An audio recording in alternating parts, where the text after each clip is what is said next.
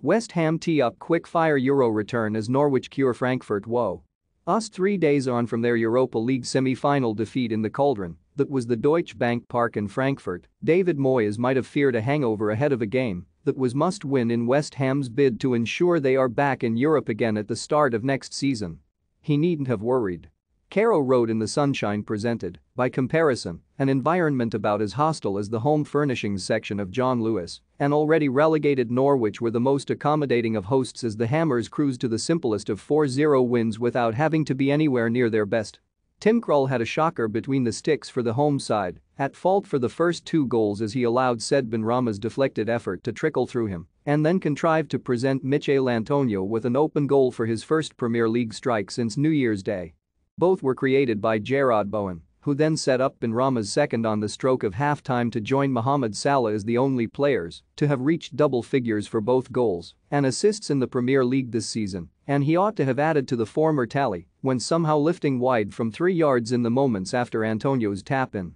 Those kind of statistics are testament to the consistency with which the Englishman has performed as one of the division's genuinely elite forwards this term, in contrast to Benrahma, who produced the kind of display that Moyes has been so openly frustrated not to see more regularly. The Algerian gave Max Aarons a torrid time down the left, as Bowen did with Brandon Williams on the opposite flank, and a first England cap is now surely only weeks away for the former Hull City man, provided he gets to the end of a long campaign in one piece, having in all likelihood been denied a maiden call-up by injury in March. Williams, on loan from Manchester United, and Chelsea's Billy Gilmour may well play Premier League football for their parent clubs next season, but there will surely not be many more of this Norwich side plying their trade in the top tier. In the first half in particular, they were simply inept at the back and were booed off at the break by a home crowd only roused into song for a chorus of "That's Why We're Going Down" after Krul's second calamity. In the away end, it was proper day-out stuff, with numbers already looking ahead about their next European adventure and delighting in Norwich's misery, encouraging their opposition to enjoy their trip to Coventry next term